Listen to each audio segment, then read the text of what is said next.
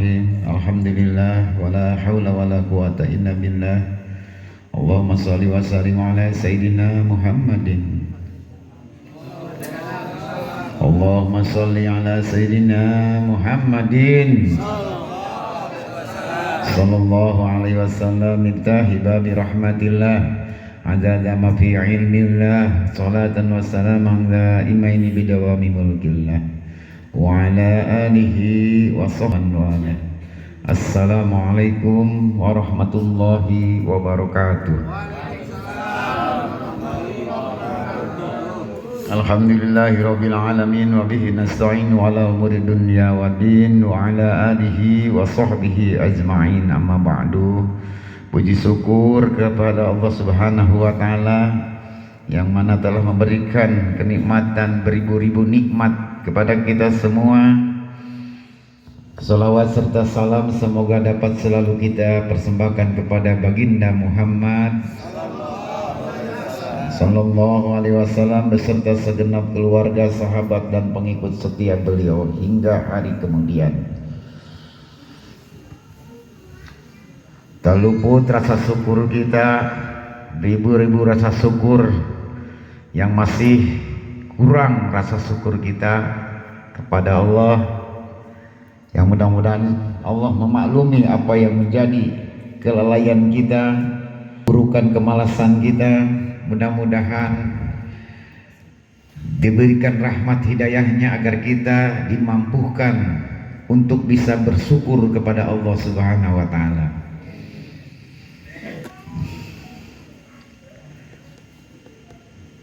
Yang sampai sekarang ini kita masih diberikan kesempatan, dimampukan, diundang datangnya ke tempat ini adalah dengan kodrat iradatnya Allah, dengan undangannya Allah. Allah memampukan kita bisa mengikuti apa yang menjadi kewajiban kita, yang mudah-mudahan semua yang sudah kita laksanakan menjadikan peluang dosa terhadap diri kita, keluarga kita, dan menjadikan sebagai amal ibadah buat mencapai keridhaan Allah Subhanahu wa taala.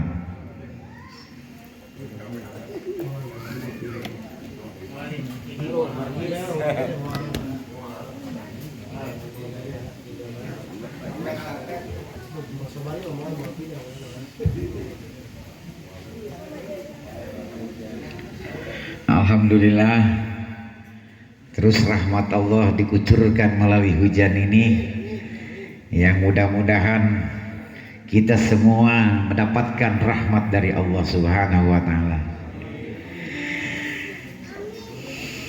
Menjelang mendekati di bulan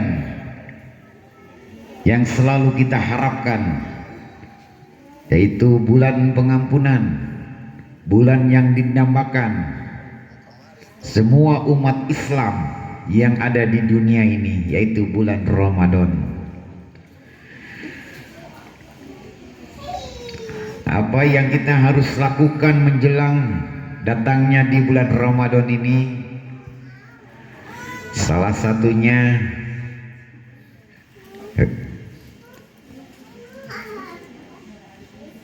menyambungkan silaturahim, entah kepada orang tua kita yang sudah tiada.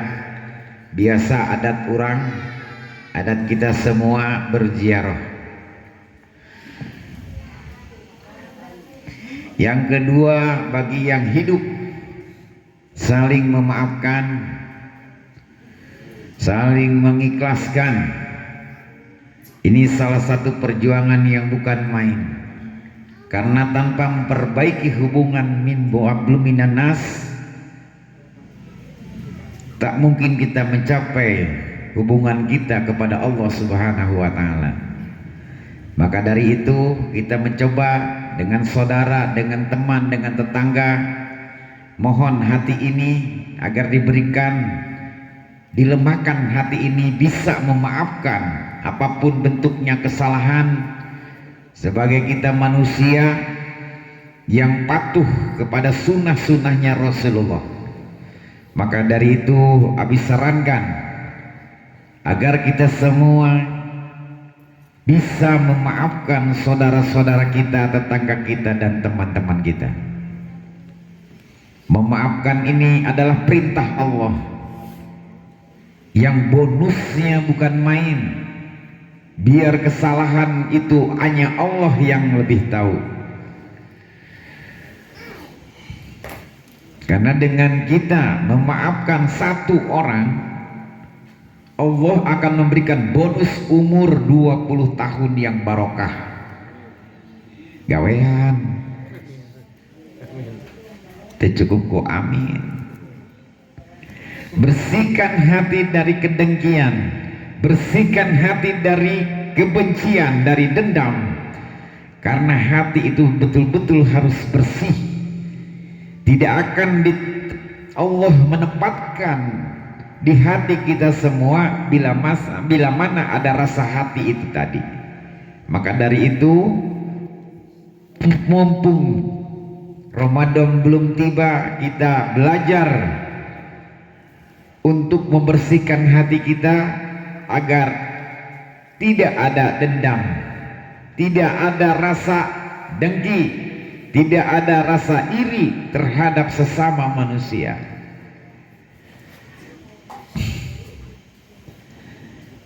Saling memaafkan antara suami istri dengan pasangan kita, antara anak dengan ke orang tuanya. Datanglah sebelum kita mau membersihkan diri menjelang Ramadan, biar mendapatkan Ramadan di tahun ini betul-betul rahmat, hidayah, taufik. Karena tidak ada kesempatan lagi kita bisa mendapatkan, dan jaminan lagi kita bisa mendapatkan Ramadan di tahun-tahun yang akan datang, ataupun umur yang bisa memisahkan kita. Maka dari itu disarankan menjelang bulan Ramadan ini, apa yang disukai, yang diridhoi Allah kita lakukan. Yang ketiga, menjelang di bulan Ramadan ini, perbanyak kita belajar bersedekah. Berapapun itu nilainya, tidak dilihat dan dipandang sama Allah. Yang penting hati ada keikhlasan di dalam memberikan sesuatu, entah tenaga, entah materi, apapun ilmu. Niatkan kita untuk bersedekah di menjelang bulan Ramadan ini. Niatkan, programkan hal ini tadi. Insya Allah dengan niat, ketulusan niat kita lah yang bisa menjamin kita bisa mencapai apa yang kita inginkan. Sudah biarin susah eker, penyakit boga, hutang ayah, kajen paeh make gemol ditagih ieu. Makan. Nu penting dah dahar. Mulai diniatkan. Jangan merasa diri ini kita susah. Kalau diri ini kita merasa susah, apalagi faktanya susah, berarti tanda kita ini menghinakan sama Allah yang begitu besar. Kita sebut-sebut nama Allah di tiap waktu. Allahu Akbar, Allahu Akbar. Allah yang maha besar, Allah segalanya. Tanamkan dengan lisan kita, di hati kita, tancapkan bahwa betul-betul kita punya modal yang paling hebat, yang paling bisa, yang paling menjamin, yaitu Allah Subhanahu wa Ta'ala. Maka dari itu, robah semua apa yang menjadi itikan kita.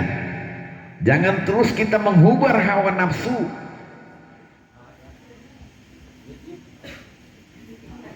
Terus memohon agar kita bisa dimampukan untuk bisa jadi betul-betul menjalankan sunnahnya Rasulullah,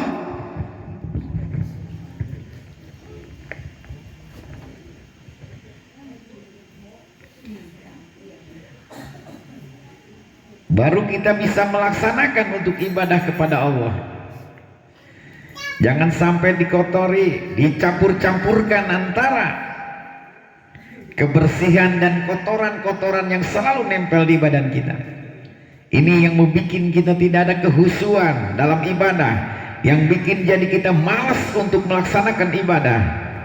Salah satunya adalah kotoran-kotoran yang kita belum bersihkan di hadapan Allah terhadap hablum minan nas.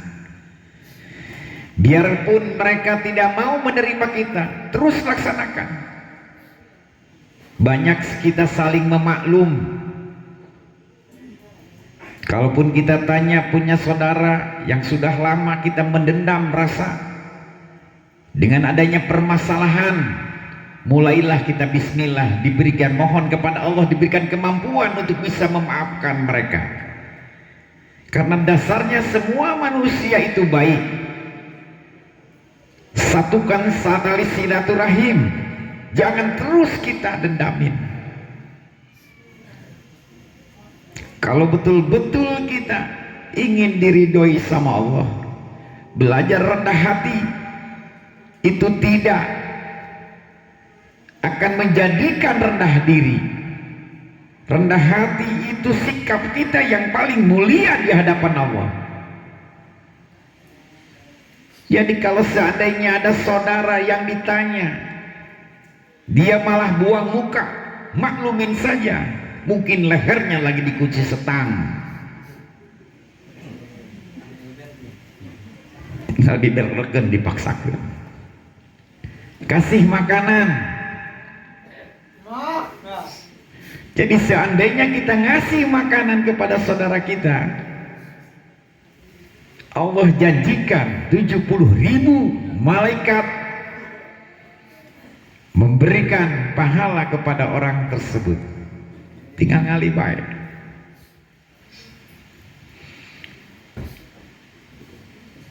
Tadi belajar kita mari. Hanya karena Allah kita melaksanakan ini semua, bukan karena kepentingan-kepentingan urusan di dunia. Lilahkan. Kalau sudah lillah kita nggak mungkin lelah. Ikhlaskan kita, jangan ada kepentingan di belakangnya, sakit nanti hati kitanya. Memberi bukan karena ada kepentingan sesuatu hal, melaksanakan ibadah bukan karena kepentingan-kepentingan urusan di dunia, tapi lilahkan hati biar kita nggak lelah. Biarkan lilahkan apa? Gulung baik.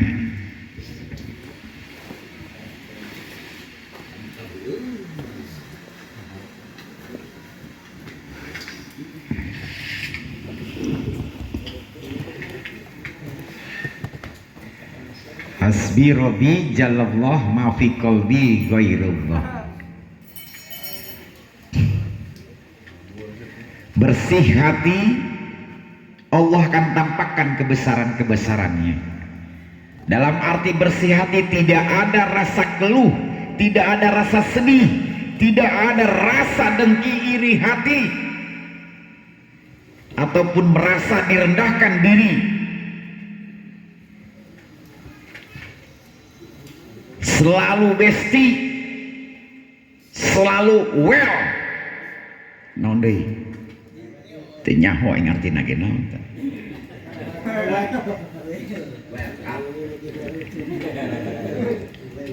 dijamin Allah tampakkan kebesaran-kebesaran Allah tanpa harus diminta, karena kita sudah membersihkan hati dari rasa kebencian, dari rasa kesedihan. Dengan melihat kebesaran Allah, maka Allah akan buktikan apa yang menjadi kebutuhan kita. Hanya itu kerja keras kita. Kalau belum terjadi penampakan kebesaran Allah, berarti tanda hati kita belum ada kesempurnaan. Masih ada kebencian, masih ada kekecewaan. Maka dari itu terus kita belajar dicoba.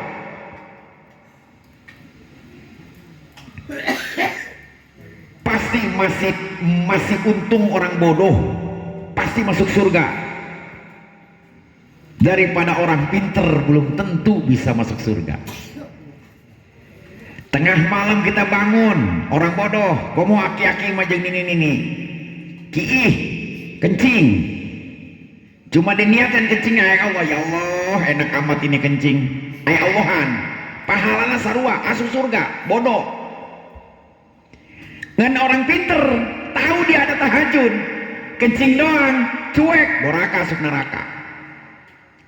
Tapi jelema bodoh, kiih doang dia asup surga. Hidup bodoh. Makanya orang-orang pinter yang tahu tentang hukum itu yang pertama lah masuk neraka. Dikarenakan dia tahu tapi dia melanggar. 1 bulan kencing saja aki-aki, tapi kencingnya dia ingat Allah, bangunnya dia tengah malam, berarti dia sudah melaksanakan apa yang menjadi perjalanan para nabi dan para ulama. Maka dari itu pahalanya sama.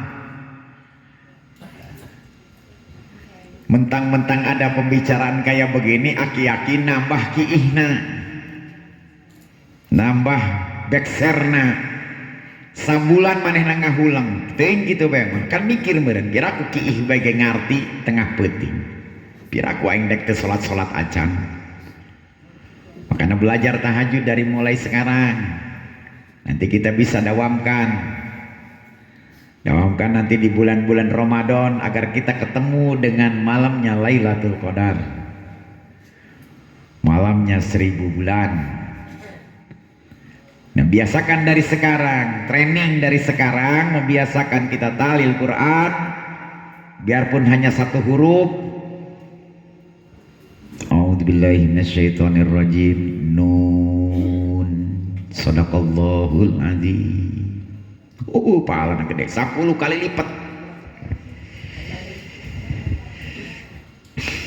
Karena lagi belajar. Jadi di mana nanti pas di Ramadan kita bisa konsisten. Nah, konsisten nah. Bisa istiqomah menjalankan apa yang menjadi perintah Allah dan disukai dengan surganya tadi. Malam Sa'ban, di bulan-bulan Sa'ban ini jarang menerangkan para ulama. Padahal hebatnya bulan Sa'ban ini bulannya Rasulullah.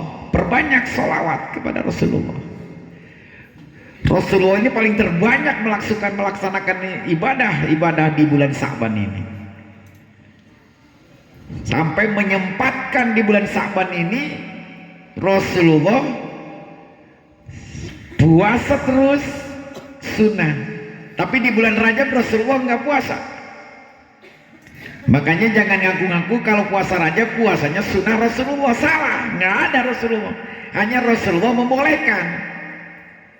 Puasa Rajab itu karena Rajab ini di bulan baik, makanya alim ulama menganjurkan untuk puasa sunnah Rajab. Padahal membolehkan Rasulullah tapi tidak melakukan. Tapi di bulan Sa'ban, makanya kesebutlah di bulan Sa'ban ini bulannya Rasulullah. Perbanyak sholawatnya, minimal 100. Selalu nanti baca setiap waktu habis wiridan biasa sholat, baca surah Al-Insyirah, Alam Nasroh, ba'da sholat 5 waktu 7 kali, sambil dipegang tangannya kepada dada kiri di bawah tete, 2 jari di bawah tete, itu hati. Itulah cara bila mana kita membacakan tadi surat Alam Nasroh tadi, itu bisa membukakan semua apapun yang kita inginkan.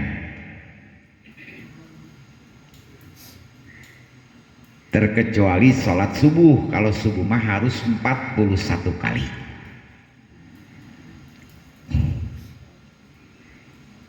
Udah 1 bulan aki-aki melaksanakan kencing bangun tengah malam, rutinitas setiap jam 2 dia selalu bangun kencing. Cuma dia selalu bilang alhamdulillah ya Allah diberikan backshare kencing, saya bisa bangun malam. konsisten selama 1 bulan. Pada akhirnya dia berpikir, dengan akalnya dia melawan nafsunya sambil dia tidak tahu tentang tahajud. Akhirnya dia melaksanakan sholat sunnah tahajud 2 rakaat. Beres sholat tahajud 2 rakaat, dia langsung tidur lagi. Alhamdulillah jam 7 dia baru bangun. Subuh nante, bodoh, asup surga.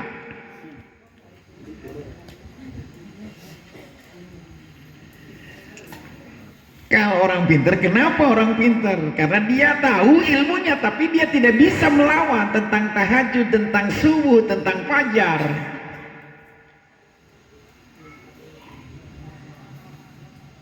Sholat subuh dari kesehatan, habis subuh nggak boleh tidur lagi sampai jam 7 minimal. Pemberian dari permintaan kita Allah bagikan di waktu syuruk. Bila mana orang tersebut masih tidur, itu malaikat pada pulang lagi dan gak bisa dititipin. Kayak Sopi COD. Kau mau ibu-ibu mah lain jada menjada kalah Sopi lah jada.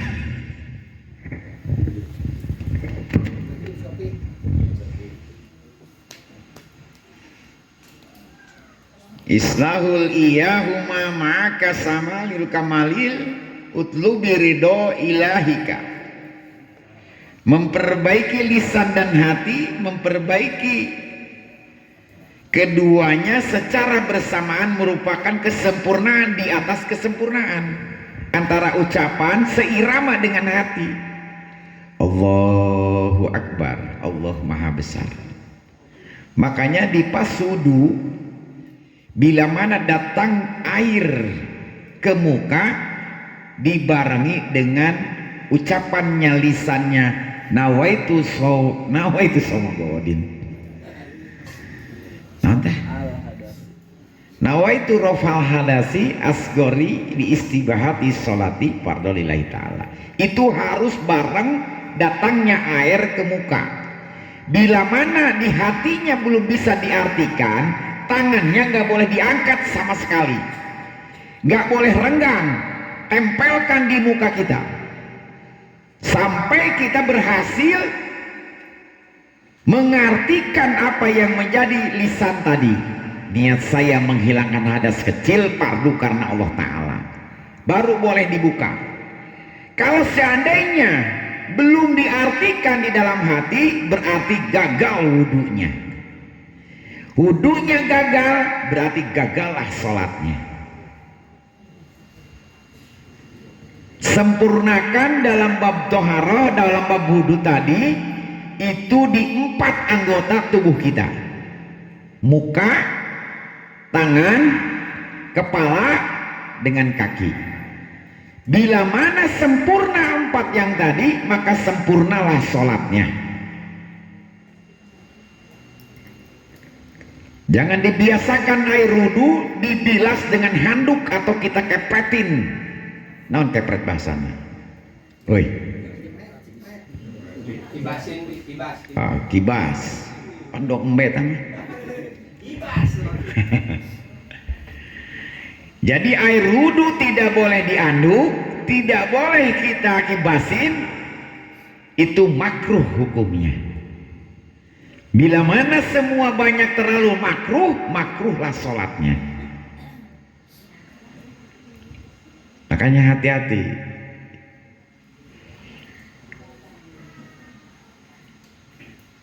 Karena paling terbanyak ini adalah tentang sholat. Siapkan bagi bapak-bapak untuk persiapan Ramadan, berikan salah satunya mukena. Buat anak-anaknya sarung sama koko, itu buat persiapan Ramadan. Ijeng tarawehna.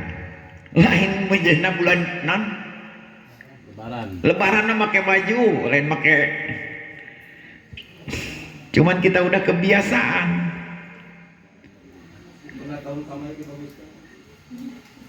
Ujuan bae itu sih baju molor daster wis almari.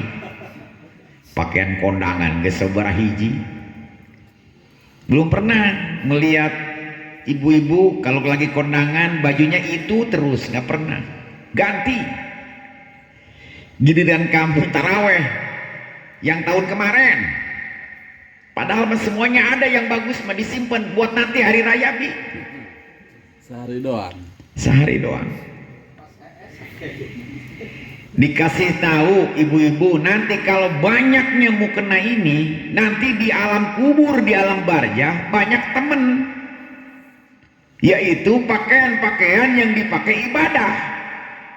Kalau di alam kubur yang sudah sempit gelap, kalau banyak yang nemenin, kita sedikitnya tenang. Yang anjuran dari mulai sekarang kita berziarah atau kirim doa sengaja dikhususkan kepada almarhumah, kepada orang tua kita, datang ke makomnya. Jangan nunggu rame-rame sama orang pasti Idul Fitri. Sebelumnya kita doakan mereka yang sedang menunggu di sana, menunggu akan kiriman doa dari anak-anaknya.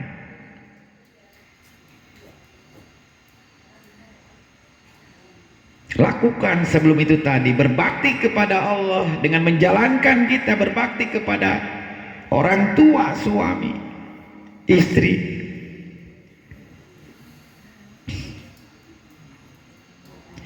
Bisa ya nggak bisa jarahnya hadorotnya. Siapa namanya? Contohnya begini, khusus Umar Al-Fatihah, khusus Bakar Al-Fatihah.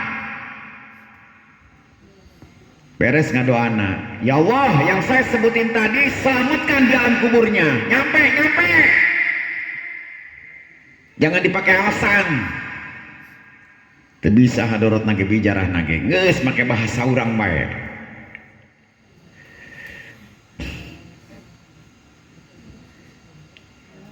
Datang, mereka sedang menunggu di sana. Kirim doa-doanya. Makanya alhamdulillah jamaah Al-Faruq selalu kirimkan doa kepada keluarganya. Mudah-mudahan semua doa-doa kita diterima sampai kepada almarhumnya. Jadi dawamkan terus di rumah, karena siksa kubur bukan hanya malam Jumat atau hari Jumat, tiap hari, dimulainya dari maghrib ke maghrib lagi, terus non-stop, tergantung amal perbuatan selama dia hidup. Bila mana ada dari kiriman dari keluarga anak cucunya, insya Allah ada buat pembelaan, ada buat jaminan mereka selamat di siksa kubur tadi, mereka tenang di alam barzah tadi. Maka dari itu kirim, karena 3 perkara amal sewaktu hidupnya, amal solehnya, kedua sodakoh impak jariahnya, yang ketiga anak cucunya yang soleh mendoakannya.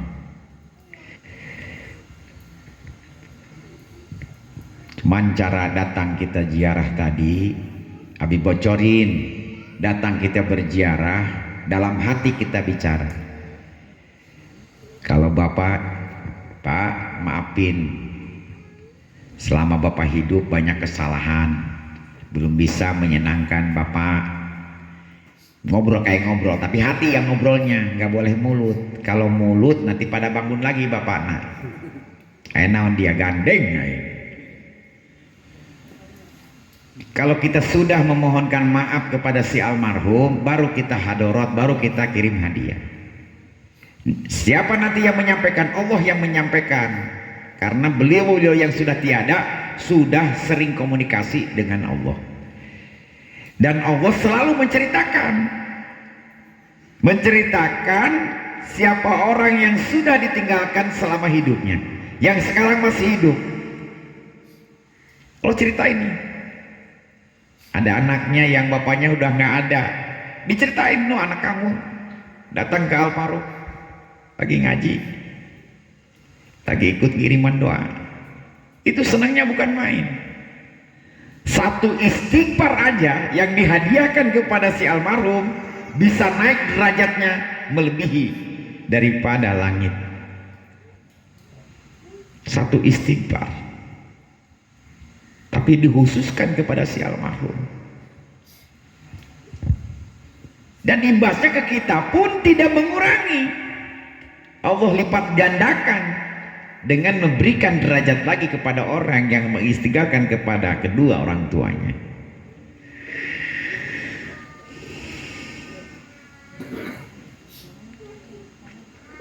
Maka dari itu, tolong, yang ditinggalkan sudah banyak. Hutang, anak, cucu, istri, suami, sudah banyak yang kita mau tinggalkan. Tapi apa yang sudah kita bawa bekal untuk balik kita menghadap kepada Allah? Makanya persiapkan itu. Hutang ayah, penyakit ayah, susah eker. Cuman apa nih amal ibadah kita yang buat nanti kita bawa? Tabungan apa yang sudah kita simpan nanti buat di akhirat nanti? Buat menghadap kepada Allah, buat pertanggungjawaban kepada kita semua. Makanya bagi ibu-ibu yang masih punya suami, itulah ladang ibadah buat ibu-ibu. Puja tuh suami. Malah Rasulullah menyarankan, kalau itu suamimu bukan manusia, kamu wajib sujud di hadapannya. Iti bulak kuarina, suami nu sujud ke istri. Bukan takut istri, cuman istrinya emang nakutin. Istrinya lebih berani daripada saya. Apapun yang masih ada, jangan ada penyesalan. Bukan kehilangan yang menyakitkan, tapi kenangan yang begitu indah yang tertanam. Wow. Baru berasa setelah kehilangan, tapi masih ada, tidak akan merasakan kehilangan tadi. Sekarang masih kita bisa berkumpul, sekarang sudah tidak, mereka sudah berpisah. Dengan mereka sudah kembali, berita mereka betul-betul sudah tenang di sana. Mereka sudah nyaman.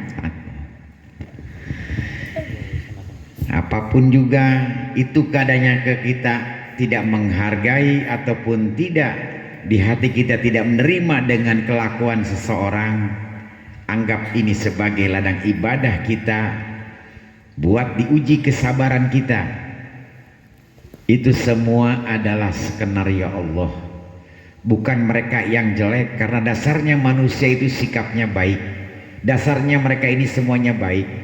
Pandai-pandai kita semua bisa memaklum akan keadaan tadi. Tolong, ini sudah berlanjut lama. Dendam, rasa sakit hati, rasa kita dikecewakan, rasa kita dihina. Biar mulai kita untuk melemahkan hati, untuk membersihkan hati, bisa memaafkan mereka-mereka yang sudah menyakiti kita. Tulis siapa saja orang-orang yang sudah menyakiti kita, dan tulis juga siapa orang yang kita sakitin. Di situ kita memohonkan. Bila mana kita mampu untuk datang memohon maaf, kerjakan. Bila mana tidak mampu, mohon sama Allah agar diberikan kemampuan untuk bisa memohonkan maaf kepada tetapi. Mumpung nyawa masih ada di raga kita. Karena ruh inilah yang paling penting daripada jasad kita. Jasad akan hancur belur semuanya. Di hari ke-1, ke-2, ke-3 sampai ke-7 itu yang dihembaknya itu dalaman kita. Baru dari 7 hari sampai 40 hari baru tulang daging-daging kita akan membusuk, tinggal tulang belulang kita. Yang Allah sisakan hanya tulang ekor.